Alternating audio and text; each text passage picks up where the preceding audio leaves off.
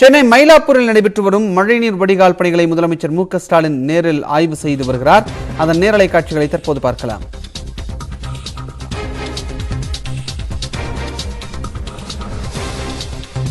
சென்னை மயிலாப்பூரில் நடைபெற்று வரக்கூடிய மழைநீர் வடிகால் பணிகளை முதலமைச்சர் மு க ஸ்டாலின் நேரில் ஆய்வு செய்து வருகிறார். சென்னையின் பல்வேறு பகுதிகளில் இன்று அவர் ஆய்வு மேற்கொண்டு வருகிறார். இது குறித்த கூடுதல் விவரங்களை வழங்குவதற்காக நமது செய்தியாளர் பாண்டியராஜ் தற்போது நம்முடன் இணைப்பில் இருக்கிறார். பாண்டியராஜ், விவரம் என்ன? கடந்த 2021ஆம் ஆண்டு நவம்பர் மாதம் பெய்த கனமழையின் காரணமாக சென்னையில் இருக்கக்கூடிய அனைத்து பகுதிகளுமே மழை வெள்ளத்தினால் சூழ்ந்தது.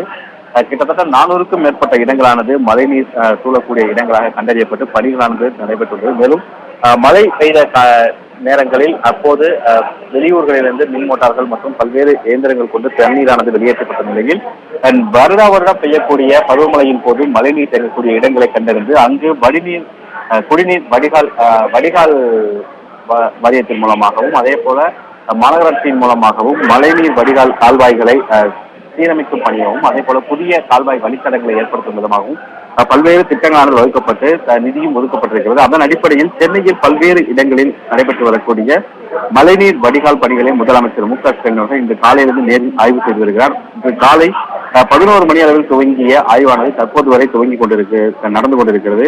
குறிப்பாக இன்று காலை பெரம்பூர் பகுதியில் இருக்கக்கூடிய வேப்பேரி பகுதியில் துவங்கிய ஆய்வானது தற்பொழுது மயிலாப்பூரில் நடைபெற்றுக் கொண்டிருக்கிறது. கிட்டத்தட்ட ஏற்கனவே 2 இடங்களில் முதலமைச்சர் மு க ஸ்டாலின் அவர்கள் மழைநீர் வடிகால் பணிகளை பார்வையிட்டிருந்த அவர் அங்கு பணிபுரக்கூடிய ஊழியர்களிடம் அதே போல அங்கு இருக்கக்கூடிய அதிகாரிகளிடம் பணிகளை விரைந்து முடிக்குமாறும் அறிவித்திருந்தார். அதன் அடிப்படையில் தற்பொழுது சென்னை மயிலாப்பூர் பகுதியில் இருக்கக்கூடிய ராமாராவ் தெருவில் இருக்கக்கூடிய ரயில் நிலையம் அருகே மழை வெள்ள தடுப்பு பணிகளை முதலமைச்சர் மு க ஸ்டாலின் அவர்கள் பார்வையிட்டு வருகிறார். முதலமைச்சர் மு க ஸ்டாலினுடன் அமைச்சர் சேகர் பாபு, மயிலாப்பூர் சட்டமன்ற உறுப்பினர் மயிலை வேலு மற்றும் சென்னை மாநகராட்சியினுடைய மேயர் பிரியாகுமார் மற்றும் துணை மேயர் மகேஷ் குமார் உள்ளிட்டவர்களும் அதே போல சென்னை மாநகராட்சியினுடைய ஆணையர் ககன்தீப் சிங் பேடி உள்ளிட்டவர்களும் இருக்கின்றார்கள்.